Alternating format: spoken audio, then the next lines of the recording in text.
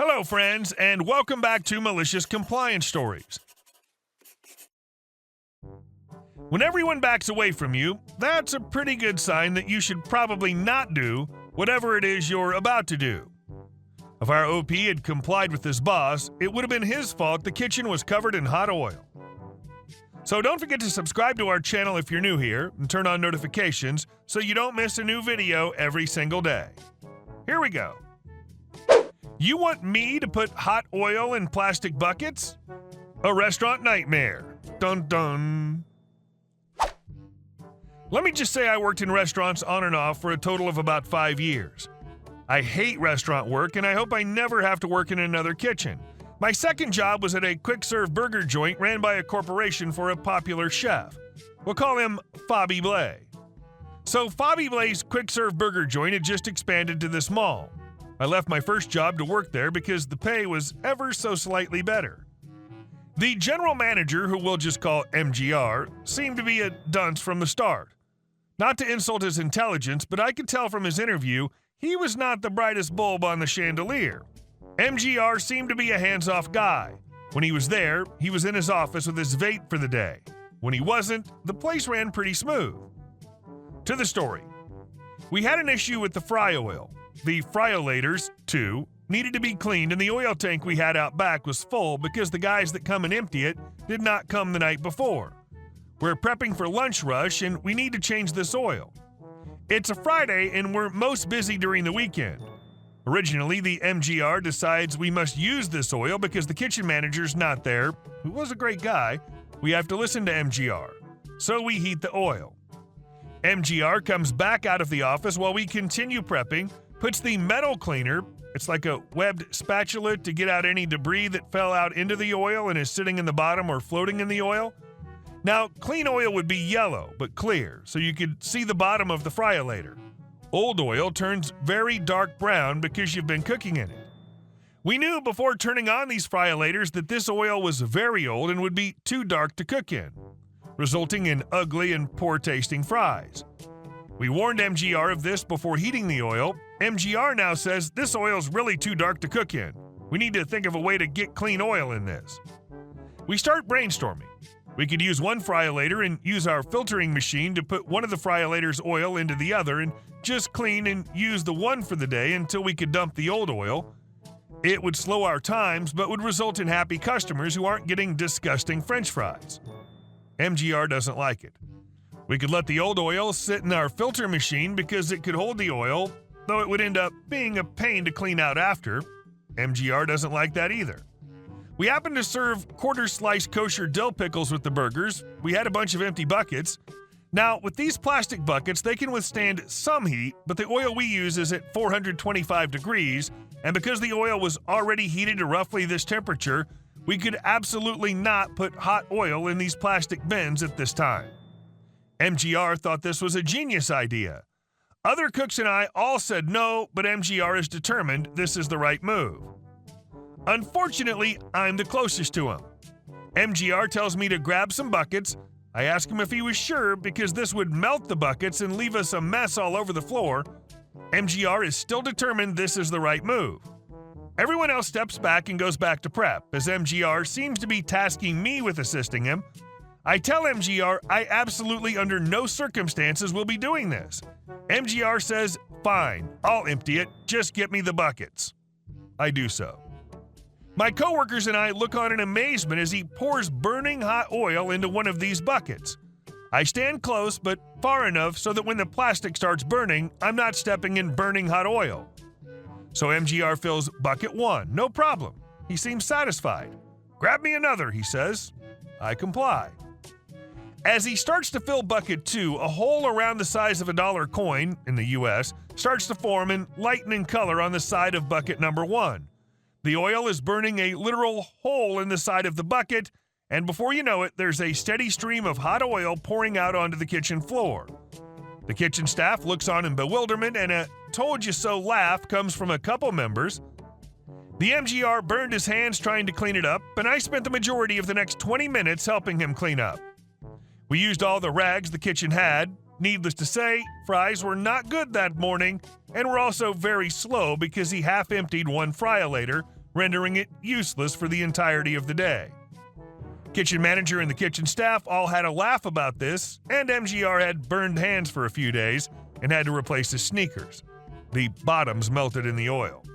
All because he was so certain he was correct. And our second story. If boss threatens firing staff for playing MBOP from an improved company CD list, I'll get you demoted. I worked one summer at a canoe rental company located in a large provincial park. The place employed about 60 people aged 16 to 23 on average, with a few management who were older. One of the rules at the place was the only acceptable music that could be played on the speaker system was from a specific list of approved albums that were in a book filled with CDs. One of my jobs was to open up the shop in the morning. This meant that I started about 15 minutes before everyone else. My usual routine would be to get everything unlocked, the tills in place, move a few canoes that were for first thing rental that morning, and then at exactly 7 o'clock, press play on the CD player. I would go and get my morning coffee, eat breakfast, and watch the world go by for 15 minutes before going back to work. Usually the person who started at 7 o'clock in the shack would be the one responsible to pick and start the music. However, as I was really efficient, I would be able to get my morning duties done, press play, and be long gone from the vicinity before what song I'd picked was apparent to people listening. For the first few days, I chose nice, classic, upbeat music to get everyone going. Beatles, Led Zeppelin, maybe some CCR, etc. I really enjoyed sipping my coffee and watching all the kids starting work, bobbing their heads to the music as they flipped canoes, cleaned off tables, etc. The assistant manager was one of those my way or the highway individuals. If you got on his bad side, he'd give you the worst jobs, belittle you in public, and essentially just be a jerk. We shall call him Assistant Dick. One afternoon, one of the younger women working at the shack puts on a CD from the book by Hanson called MBOP. Everyone in the area who can hear the speaker starts bobbing their head to music and starts singing along to the chorus. All in all, everyone seems to be enjoying the song. Everyone except Assistant Dick.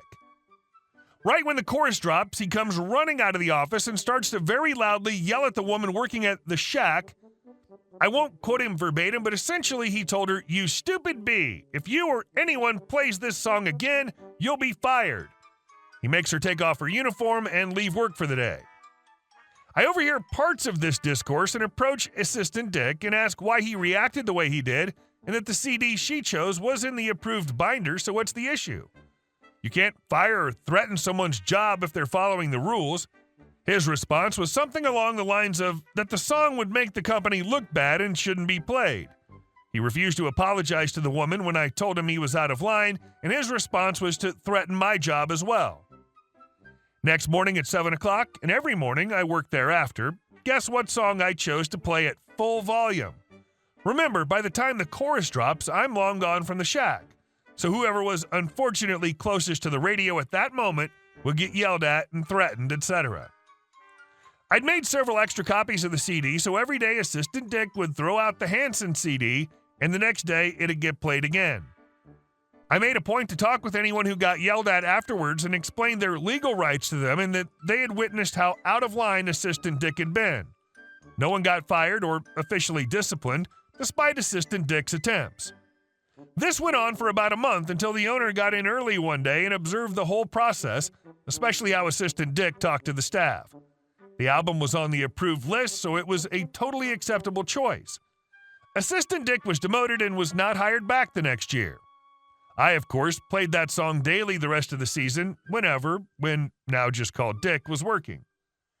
It gives me a little skip to my step when I hear that song and picture a scowling face storming across a dock with the sun rising over the horizon and birds chirping in the background. Beautiful. And our last story. I have a little kid, so it's okay to damage your car. This was one of those crazy stories. EM, entitled mother, K is her kid. One day I had to go do some work at City Hall, and on my way back to the office, I stopped my car in a parking from a store just to answer a call. I was inside of my car, there was no car park around me, and all places were available to park a car, at least 15 places available. While I'm on the phone, the EM arrives with her car and decides to park right next to me. really close to me. Guess she thought the car needed company? I don't know. I don't mind at the time until I hear and feel a huge bang on my car. So this lady basically parked the car, gets out to take the kid out. She then decides to bang the door with major force against my car door. I, of course, stop the call, get out of my car, and tell her, me, excuse me, you just damaged my door. EM, oh, sorry, I have a kid. These things aren't easy. Me, well, I'm sorry too, but it's damage and you must take responsibility. The EM turns her back on me, goes inside the store. K runs after her. I lock my car and go after her. Me, excuse me, you can't simply damage someone's car and walk away. EM, listen, I have a child. These things happen. It's not a big deal. To be honest, if she was humble and assumed her mistake like a grown woman, I could simply accept it, maybe. It was big damage, but I still could have considered. However, she was a B. Me, listen, I know dealing with children can be hard. However, you still need to accept responsibility by your mistakes. EM, I'm a mom. I have a lot of damages on the car, and I don't go after people. Me, not my problem. My insurance doesn't cover mommy damages. EM, you're scaring my child. Her kid was a bit confused, but not really scared. He was checking toys from the store, quite entertained. And also, I wasn't screaming. She was. Me, I work hard to get my things, and I don't want my car to be damaged. What you do with your property, it's on you. Mine, it's on me. Let's exchange insurance information and not make a big deal out of this. She starts screaming how I didn't understand how hard it was having kids, and I could easily pay the damage myself. I try to reason with her, and she grabs her kid and says that she can't control. Me, why did you decide to park next to me with so many spaces available? She went full Sheldon and said, I like that spot. I know several moms that would never have this behavior, so yeah, she was the crazy one. I ended going to the police, and they were like, WTF. One even said I was incredibly calm. I wasn't really at 100%, but I can cover my emotions. Not going to let her have that satisfaction. They did their job, but she kept saying that as moms, these accidents happen, and I was making drama out of this. Moral of the story, make sure your insurance covers mommy damages. Satan, miss, please leave hell. You're throwing a tantrum, and the people in hell are more uncomfortable than they should. Hey guys, thank you all for watching the video. I'll see you in the next one.